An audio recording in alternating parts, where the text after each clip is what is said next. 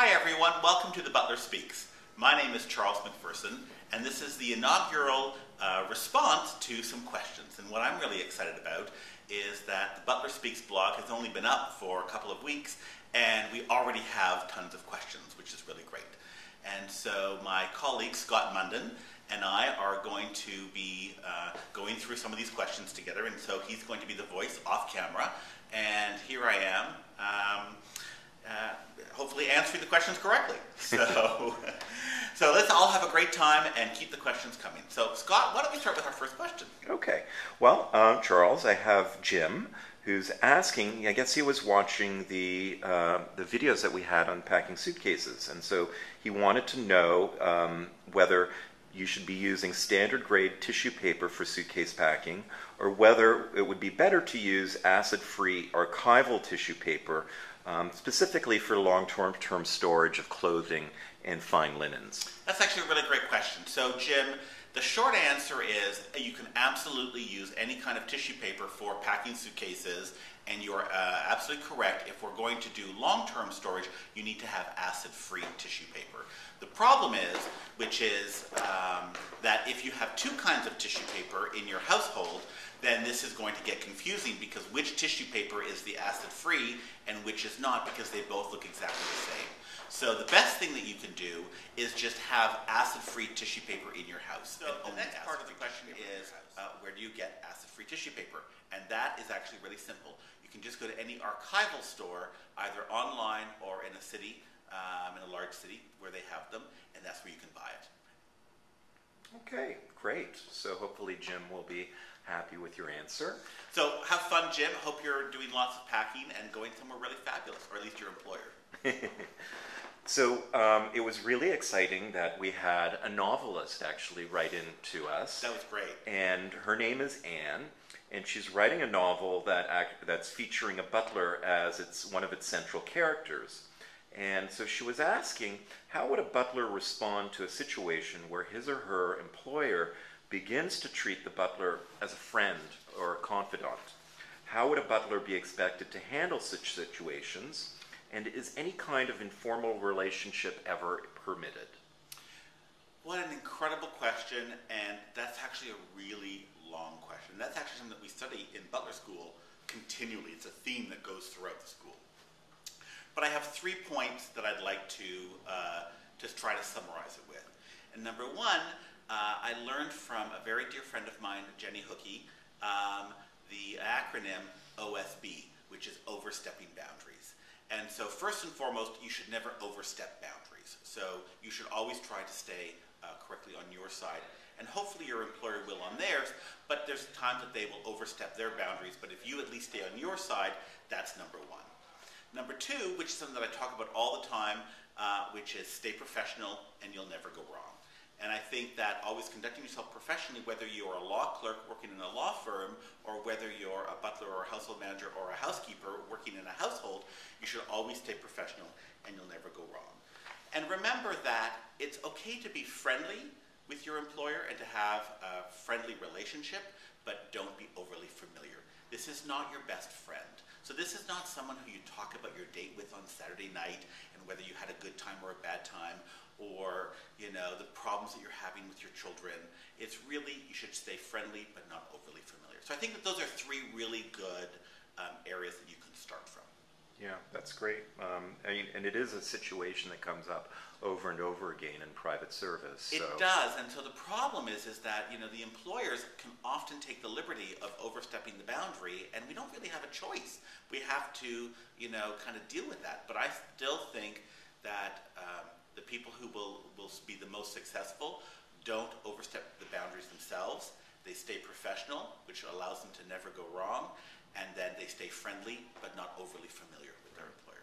I think the interesting thing about the question is usually we would think that it would be the employee that's overstepping the boundaries, but in the situation of this question that Anne is asking, it's the employer that's crossing the boundary. Exactly. And so I think what's confusing is that sometimes you think that if the employer makes that advancement of friendliness or over-familiarity, that's okay, and that therefore you as the employee can be that way too. But you can't actually take that as a clue to go in that direction. You still need to stay professional.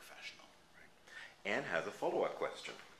And so what she writes is that she's very curious about the larger experience of working as a butler to the extremely wealthy. She's assuming in this job you quickly become exposed to human nature in all its wonder and its faults, which is probably magnified by having deep pockets, which is sort of true. If my character were to be musing over the things he has learned or the valuable experiences he has had in his career, would you guess he would see more of the bad or the good? That's such a great question, and I think that there's so many different experiences, and I think that you could find people on both sides. I'm a glass is half full kind of person, and I believe that at the end of the day that you would see more good than bad.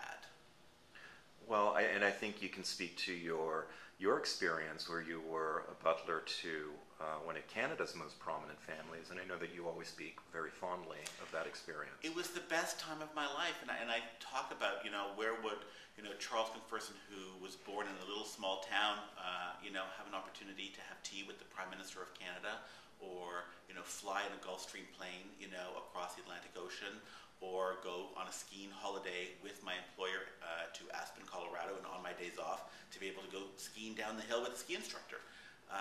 Those to me were really incredible experiences, and yet I always knew that that wasn't my life, and that I was working with my employer, but the opportunities that it gave me were really incredible. Right. And I guess the bottom line is the truth of the matter is that just as there are good jobs and bad jobs, there's good families to work for and bad families to work for. Exactly. And so hopefully you butlers out there find good families to work for. Exactly, and I think that just to remember that the experiences that you experience with your family and the beauty that they live in is to remember that that's theirs and it's not yours. And so you can appreciate it, but don't take it for granted or don't assume. We have Alice, who's writing to us all the way from Chiang Mai, Thailand. Oh my God, that's so far away. I know. Hello, I would like Alice. to be there. Hopefully, I don't know whether that's close to a beach or not. I guess if you're in Thailand, you're always relatively close to a beach. So well, hopefully you're writing to us from your laptop on the beach. Anyway, Alice would like to know where she could find material on how one speaks to royalty and or different dignitaries. So I have an amazing book, and I talk about this book all the time, but I will also be very honest that it's written by a very dear friend of mine. And so this book is called Honor and Respect, and it's written by Robert Hickey, who is one of the partners and instructors at the Protocol School of Washington, and it is the most incredible book. And you would think that the way that I talk about this book that I own shares in the book, and I honestly don't. But it's a book that we believe that everyone who attends the Butler School here, the Butler Academy, should have this, and it's something that's on my list of books that everyone should have in a professional household. And so this talks about forms of address. How do you speak to anyone from just your local mayor straight through to a prime minister, a president, or a member of a royal family, or people who work within royal households. So how do you address them? How do you speak to them? How do you write a letter? How do you do the opening salutation, the closing salutation? How do you do a place card? How do you do a name card? So it's really an amazing book. And so Honor and Respect is the book by Robert Hickey, and the Protocol School of Washington is where it comes from. Thanks. So, Charles, we have someone who's been following us via Twitter.